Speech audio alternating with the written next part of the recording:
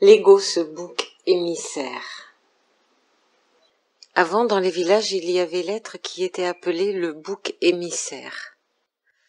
Le bouc émissaire, c'était celui qui portait sur son dos tous les problèmes du village. C'était comme une mule qu'on chargeait. Quand il y avait un problème, c'était le bouc émissaire. C'était un moyen de se décharger de la responsabilité individuelle ou collective vers un être qui acceptait parfois volontairement ou qui n'était pas volontaire dans ce cas-là, mais sur lequel étaient mis toutes les souffrances du village, toutes les souffrances des personnes, des êtres qui vivaient dans le village. Aujourd'hui, nous n'avons plus de bouc émissaire dans nos vies. Alors, il nous en faut un. Et nous en avons trouvé un. L'ego. Nous chargeons l'ego de tous nos maux. C'est encore un moyen de nous défiler et de ne pas entrer en responsabilité.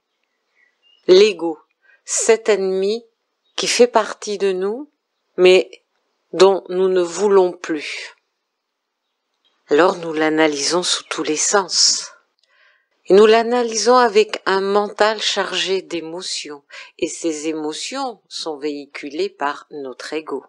Elles sont portées d'ailleurs à leur paroxysme par notre ego. Et plutôt que d'analyser l'ego avec un mental libre de toute intervention de l'ego lui-même, nous le faisons avec toute la coloration qu'il a grâce à l'ego. L'ego, c'est l'extension de notre âme dans la matière.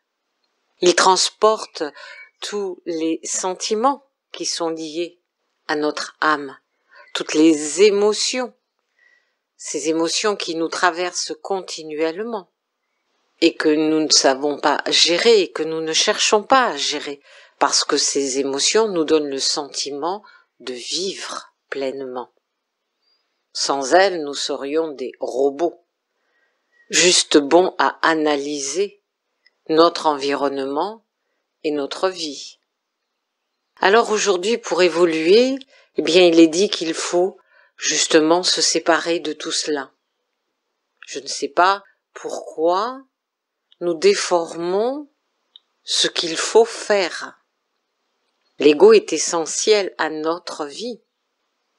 Même si toutes les craintes que nous avons proviennent de lui, il joue le rôle que nous lui avons attribué. Il joue le rôle avec la puissance que nous lui avons laissée. Nous ne devons pas nous en séparer. Nous devons, avant tout, le gérer et non plus être maîtrisés par lui. Mais si nous l'avons laissé nous maîtriser, c'est que nous l'avons aussi voulu chercher. Alors, c'est trop facile de l'incriminer, de lui donner tous les torts de tout ce qui nous arrive dans notre vie. L'ego est essentiel au mental, même pour évoluer sur une conscience supérieure. Le mental est un être froid.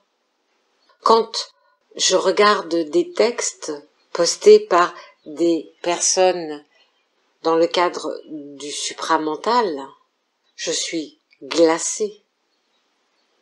Ce sont des textes froids qui ont éliminé de la réflexion l'ego, alors que celui-ci devrait être associé au mental pour justement permettre l'évolution vers une conscience supérieure. Vous allez dire, c'est votre ego qui parle, mais notre ego parle toujours, tout le temps, même quand nous postons des informations sur lui dans les réseaux sociaux ou sur les groupes de discussion et que nous lui attribuons tous les maux de cette planète et de notre vie sur cette planète. Nous le faisons d'une manière égotique et non d'une manière supramentalienne. Et quand nous analysons l'ego d'autres personnes, nous analysons ces égos par notre ego. L'objectif est de voir réellement ce qu'il est, de s'en approprier toutes les facettes qui nous permettront d'évoluer, de ne pas le rejeter, de ne pas laisser notre vie guidée par lui, nous transmettre tout un ensemble de peurs, de contradictions en nous, de révoltes, de cris qui sont inutiles à notre évolution. Mais de savoir que ces révoltes, ces cris, ces contradictions existent à l'intérieur de nous et que nous devons apprendre à les dépasser et à ne pas se laisser dépasser par elles. Notre ego est un maître en apprentissage de vie.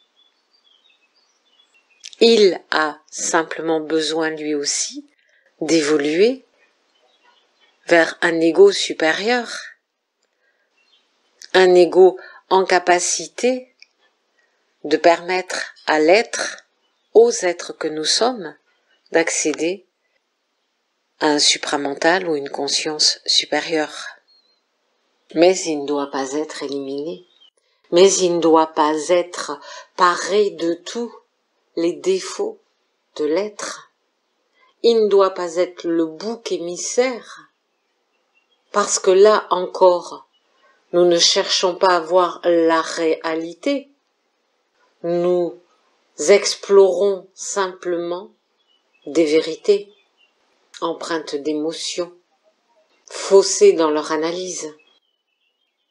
Ne rejetons pas celui qui nous a permis, qui a contribué à notre vie dans la matière, qui a été là pour nous éviter des pièges de la vie.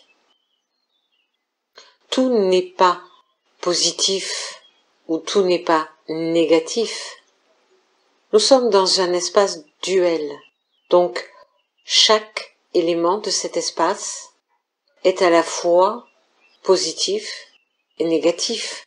L'ego a ses aspects très controversés, très négatifs, qui nuisent à notre évolution, mais il a des aspects très positifs qui nous permettent de nous exprimer et de faire reconnaître nos expressions à autrui dans cette dimension, dans cette vie que nous avons choisi d'expérimenter. Lui aussi doit pouvoir évoluer avec nous.